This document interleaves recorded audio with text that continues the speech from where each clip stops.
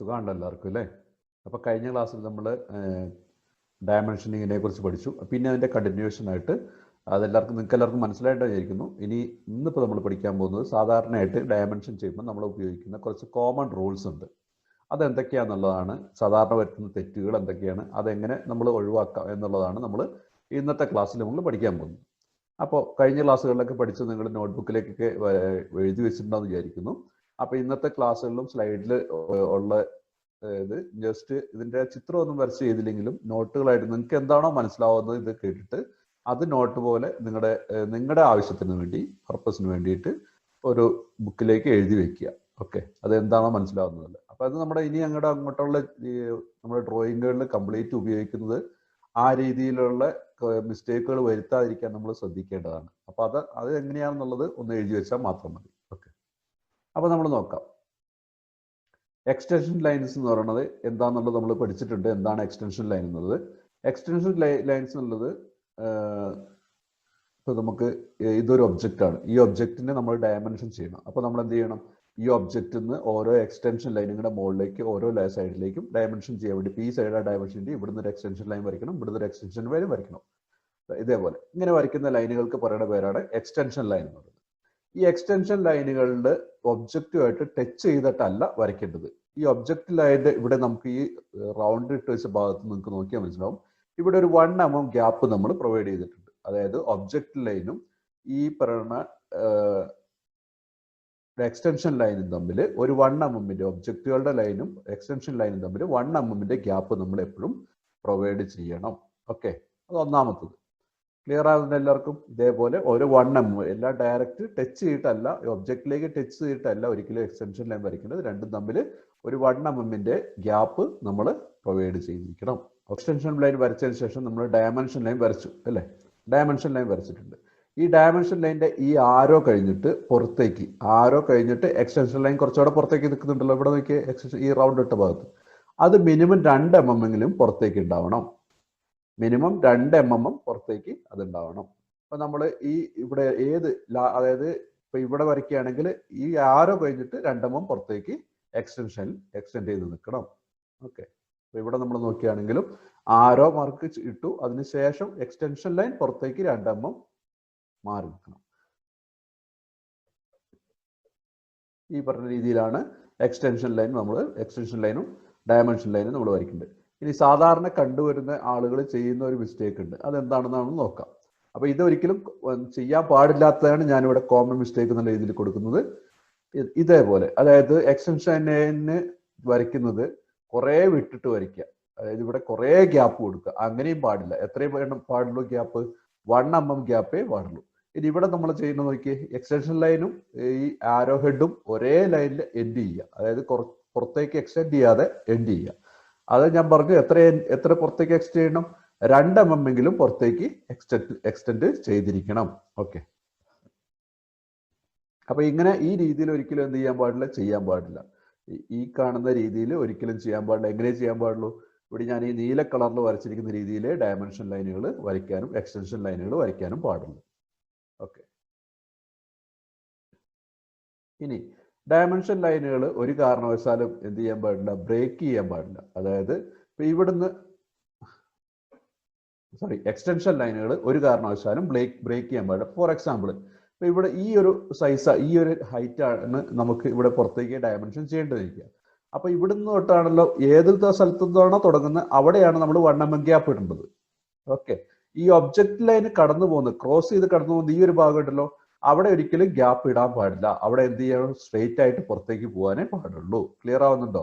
1 mm gap ഇടേണ്ടത് എവിടെയാണോ തുടങ്ങുന്നത് ആ ഭാഗത്ത് മാത്രമേ 1 mm ഗ്യാപ്പ് ഇടാൻ പാടുള്ളൂ. എവിടുന്നാണോ തുടങ്ങുന്നത് എക്സ്റ്റൻഷൻ ലൈൻ അവിടെ മാത്രമേ നമുക്ക് 1 mm ഗ്യാപ്പ് ഇടാൻ പാടുള്ളൂ. അത് എക്സ്റ്റെൻഡ് ചെയ്ത് പോയതിനു ശേഷം ഏതെങ്കിലും ഒബ്ജക്റ്റിന്റെ ഭാഗത്ത് ക്രോസ് ചെയ്യുന്നുണ്ടെങ്കിൽ അവിടെ ഒരു കാരണവശാലും എന്ത് ചെയ്യരുത്? നമ്മൾ ഗ്യാപ്പ് പ്രൊവൈഡ് ചെയ്യരുത്. ഇപ്പൊ ഇവിടെ നമ്മൾ നോക്കിയാൽ ഇവിടെ ഗ്യാപ്പ് പ്രൊവൈഡ് ചെയ്യാൻ പാടില്ല. ഈ ചെയ്തിരിക്കുന്നതാണ് കറക്റ്റ്. ഇവിടെ ഗ്യാപ്പ് പ്രൊവൈഡ് ചെയ്യാൻ പാടില്ല. എവിടെ ഗ്യാപ്പ് പ്രൊവൈഡ് ചെയ്യണം? തുടങ്ങുന്ന ഭാഗത്ത്. കണ്ടില്ലേ, ഇവിടെ 1 mm ഗ്യാപ്പ് കൊടുത്തിട്ടുണ്ട്, ഇവിടെ 1 mm ഗ്യാപ്പ് കൊടുത്തിട്ടുണ്ട്.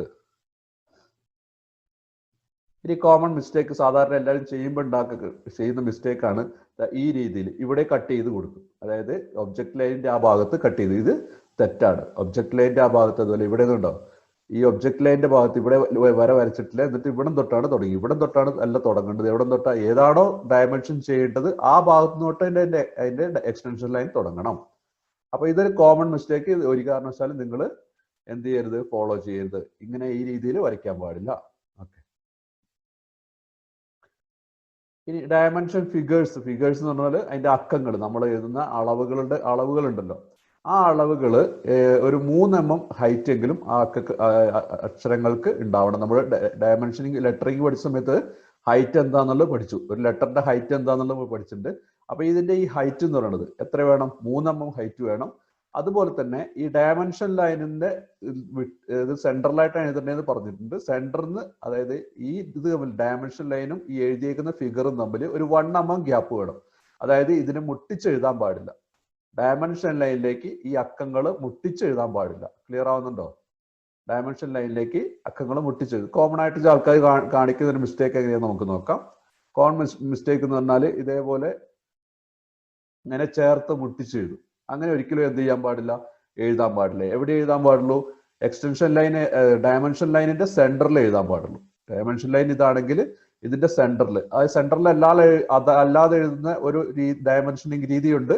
നമ്മളത് ഫോളോ ചെയ്യുന്നില്ലാത്തതുകൊണ്ട് ചെയ്യുന്നില്ല. നമ്മൾ പഠിച്ചതാണ് ഏതാ രീതി എന്നുള്ളത്. നമ്മൾ ആ രീതി ഫോളോ ചെയ്ത് നമ്മൾ അത് ചെയ്യരുത്. നമ്മൾ ചെയ്യുന്ന കോമൺ ആയിട്ട് ചെയ്യുന്നത് അലൈൻഡ് മെത്തേഡോ അല്ലെങ്കിൽ യൂണിഡയറക്ഷൻ മെത്തേഡാണ്. യൂണിഡയറക്ഷൻ മെത്തേഡാണ് ഏത് മെത്തേഡാണെങ്കിലും നമ്മൾ എന്ത് ചെയ്യുന്നത്, ഈ പറഞ്ഞ സെന്ററിലാണ് നമ്മൾ എന്ത് ചെയ്യുള്ളൂ, ആ ഡയമെൻഷൻ ലൈൻ ചെയ്യില്ല. അപ്പൊ ഈ രീതിയിൽ ഇവിടെ ഈ മിസ്റ്റേക്ക് നിങ്ങൾ ആവർത്തിക്കരുത്. ഓക്കെ. ഓക്കെ. ഇനി നമുക്ക് അടുത്തത് ഡയമെൻഷൻ ഫിഗേഴ്സ്. ഇനി അത് നമുക്ക് സ്പേസ് കുറവാണെങ്കിൽ നിങ്ങൾ നോട്ട്ബുക്കിലേക്ക് എന്ത് ചെയ്യണമെന്ന് വെച്ചാൽ, ഇവിടെ മുകളിൽ കൊടുത്തിരിക്കുന്ന നോട്ട്സ് ഉണ്ടല്ലോ, ഓരോ സ്ലൈഡ്സിലും ഞാൻ ഇങ്ങനെ കാണിക്കുമ്പോൾ ഈ മുകളിൽ കൊടുത്തിരിക്കുന്ന നോട്ട് മാത്രം നിങ്ങൾ എഴുതി വെച്ചാൽ മതി. ഓക്കെ. എന്നിട്ട് ഇതിന്റെ ഒറിജിനൽ ഫിഗർ, അതായത് ശരിയായിട്ടുള്ള ഫിഗർ ഉണ്ടല്ലോ ഇവിടെ കൊടുത്തിരിക്കുന്നത്, ഞാൻ നീല കളറിൽ വരയ്ക്കുന്നത്, അത് മാത്രം എന്ത് ചെയ്യുന്നത് നിങ്ങൾ വരച്ച് വെച്ചാൽ മാത്രം മതി. ഓക്കെ. അപ്പൊ ഇനി ഫിഗേഴ്സ് വരയ്ക്കുന്ന സമയത്ത് അവിടെ സ്പേസ് കുറവാണെന്ന് വിചാരിക്കുക. സ്പേസ് കുറവാണെങ്കിൽ ഇപ്പൊ നമ്മളിവിടെ ഈ ഒരു ഇതാണ് നമ്മൾ ഡയമെൻഷൻ ചെയ്യേണ്ടത്. അപ്പൊ ഇവിടെ ഫിഗേഴ്സ് എഴുതാൻ വേണ്ടി കുറച്ച് വലിയ ഫിഗറാണ്, കുറച്ച് പോയിന്റ് ഒക്കെ വരുന്ന ഫിഗറാണെന്ന് വെക്കും. അപ്പൊ അങ്ങനെ വരുന്ന സമയത്ത് നമ്മൾ എങ്ങനെ എഴുതാൻ പറ്റുന്നത്? ഇപ്പൊ ഇത് വരുമ്പോൾ ഇതിന്റെ നടുക്ക് സെൻട്രലായിട്ട് എഴുതാൻ പറ്റില്ല നമുക്ക്, അല്ലേ? എഴുതണമെങ്കിൽ ഭയങ്കര ബുദ്ധിമുട്ടാണ്. അപ്പൊ എന്ത് ചെയ്യും, നമുക്ക് അതിന് വേറൊരു രീതി നമുക്ക് യൂസ് ചെയ്യാം. നമ്മൾ ആരോ എക്സ്റ്റൻഷൻ ലൈൻ വരച്ചു, ആരോ വരച്ചു. ഇനി അതിന്റെ ഇങ്ങോട്ട് ഒരു ലൈൻ എക്സ്റ്റെൻഡ് ചെയ്തിട്ട് അതിന്റെ അവിടെ വേണമെങ്കിൽ നമുക്ക് എന്ത് ചെയ്യാൻ പറ്റും, ഇതേപോലെ നമുക്ക് ആ ഡയമെൻഷൻ എഴുതി വെക്കാം. ഇതിന്റെ അർത്ഥം ഈ ഡയമെൻഷൻ ഏതിന്റെ ആണെന്നാണ്, ഇതിന്റെ ഈ സെന്ററിലുള്ള ഡയമെൻഷൻ ആണെന്നാണ് ഇതിന്റെ അർത്ഥം. ഈ രീതിയിൽ നമുക്ക് ചെയ്തു വെക്കാം. ഓക്കെ. ഇനി ആരോയ്ക്ക് സ്പേസ് ഇല്ല. ഇവിടെ നമുക്ക് ആരോ ഇടാൻ കൂടി സ്പേസ് ഇല്ല. ഇവിടെ നമ്മൾ ഫിഗർ എഴുതാൻ സ്പേസ് ഇല്ല, ആരോ ഇടാനൊക്കെ സ്പേസ് ഉണ്ടായിരുന്നു. അതായത് ഡയമെൻഷൻ ലൈൻ എഴുതാനൊക്കെ സ്പേസ് ഉണ്ടായിരുന്നു. ഇവിടെ നമുക്ക് ആരോ ഇടണമെങ്കിൽ തന്നെ ഭയങ്കര പാടാണ്. 2 ആരോ ഇതിന്റെ ഇടയിൽ ഇടുമ്പോൾ തീരെ ഒന്നും കാണാൻ പറ്റില്ല നമുക്ക്. അപ്പൊ അങ്ങനെയുള്ള ഒരു കേസ് വരുമ്പോൾ നമുക്ക് എങ്ങനെ ചെയ്യാൻ വെച്ച് നോക്കാം. അങ്ങനെയുള്ള കേസ് വരുന്ന സമയത്ത് നമുക്ക് ഈ രീതിയിൽ, അതായത് 2 സൈഡിൽ നിന്നും ആരോ ഇട്ടതിന് ശേഷം ഡയമെൻഷൻ നടുക്ക് എഴുതി വെക്കാം. ഇനി അതല്ല, 2 സൈഡിൽ നിന്നും ആരോ ഇട്ടതിന് ശേഷം ഒരു സൈഡിൽ വേണമെങ്കിൽ നമുക്ക് ഡയമെൻഷൻ എഴുതി വെക്കാം. ഇതിന്റെ അർത്ഥം ഈ സെന്ററിലെ ഡയമെൻഷൻ ആണ് കൊടുത്തിരിക്കുന്നതാണ്. അപ്പൊ ഇതിനകത്ത് ഓരോ ആരോ വരുള്ളൂ. അതായത് ഈ ഡയമെൻഷൻ ലൈനിൽ 2 സൈഡിലും ഓരോ ആരോയെ വരുള്ളൂ. എന്നിട്ട് അതിന്റെ ഉള്ളിൽ ഒരു സ്ട്രെയിറ്റ് ലൈൻ ആണ് വരിക. എന്നിട്ട് എഴുതുന്നത് ഈ ആരോത്തെ ലൈനിന്റെ പുറത്തായിട്ട്, ഈ സൈഡിൽ വേണം എഴുതിയാൽ ഇപ്പുറത്തെ സൈഡിൽ വേണം, എവിടെ വേണമെങ്കിലും നമുക്ക് എഴുതാൻ. അപ്പൊ ഇത് എവിടെ എഴുതാൻ പാടുള്ളൂ? എല്ലാ സ്ഥലത്തും എഴുതാൻ പാടില്ല. ഇങ്ങനെ സ്പേസ് കുറവുള്ള ഭാഗങ്ങളിൽ മാത്രം, അതായത് ഡയമെൻഷൻ ചെയ്യാനും ആരോ എഴുതാനും സ്പേസ് കുറവുള്ള ഭാഗങ്ങളിൽ മാത്രമേ ഈ രീതിയിൽ നമ്മൾ ചെയ്യാൻ പാടുള്ളൂ. ഓക്കെ. ഇനി നോട്ടുകൾ നമ്മൾ എഴുതാൻ വേണ്ടിയിട്ട് നമ്മൾ ആരോ ഹെഡ് ഉപയോഗിച്ചിട്ട് നമ്മൾ എപ്പോഴും നോട്ടുകൾ എഴുതുമല്ലോ, അല്ലേ? അപ്പൊ നമ്മൾ ഈ ഒരു ഡയമെൻഷൻ ലൈൻ, ഇപ്പൊ ഈ ഫിഗറിന്റെ ഈ വൃത്തത്തിനെ കുറിച്ചുള്ള ഡയമെൻഷൻ ചെയ്യുകയാണ്. അപ്പൊ ഇതിന്റെ ഡയമീറ്റർ എന്ന് പറയുന്നത് 10 ആണെന്നാണ് എഴുതി വെച്ചിരിക്കുന്നത്.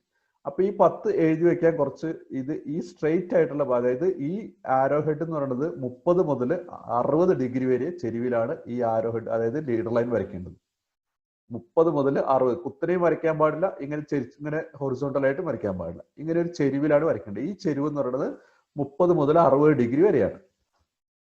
ഇനി ഈ ഒബ്ജക്റ്റും ഈ ഹൈറ്റും നമ്മൾ പറയുന്നത് ഒരു 8 mm ഹൈറ്റ് ആണ് വരേണ്ടത്.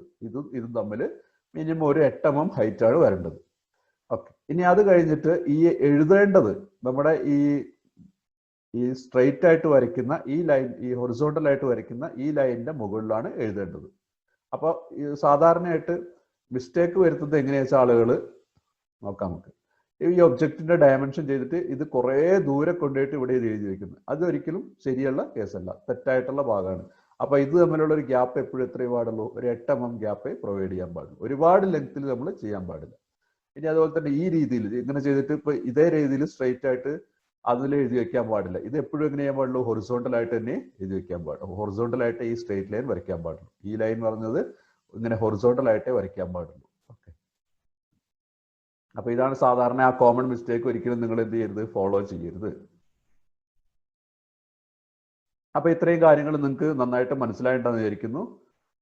അടുത്ത ക്ലാസ്സിൽ നമ്മൾ വീണ്ടും ഇതിന്റെ ഒരു ബാക്കി ഭാഗമായിട്ട് നമ്മൾ കുറച്ച് ഡയമെൻഷൻ ഒക്കെ ചെയ്ത് നമ്മൾ പരിശീലിക്കും. അപ്പോൾ ഇന്നത്തെ കാര്യങ്ങൾ എന്തെങ്കിലും ഡൗട്ട് കാര്യങ്ങളൊക്കെ ഉണ്ടെങ്കിൽ നിങ്ങൾ സംശയം ചോദിക്കുക. അപ്പോൾ 1 or 2 പ്രാവശ്യം വീഡിയോ ഇരുന്ന് കാണുക. നിങ്ങൾ ഈ പറഞ്ഞ രീതിയിൽ അതിനകത്ത് കോമൺ മിസ്റ്റേക്കുകൾ നിങ്ങൾ എഴുതി വെക്കണ്ട, അത് നോട്ടിലേക്ക് എഴുതേണ്ട ആവശ്യമില്ല. അത് നിങ്ങൾ മനസ്സിലാക്കി വെച്ചാൽ മാത്രം മതി.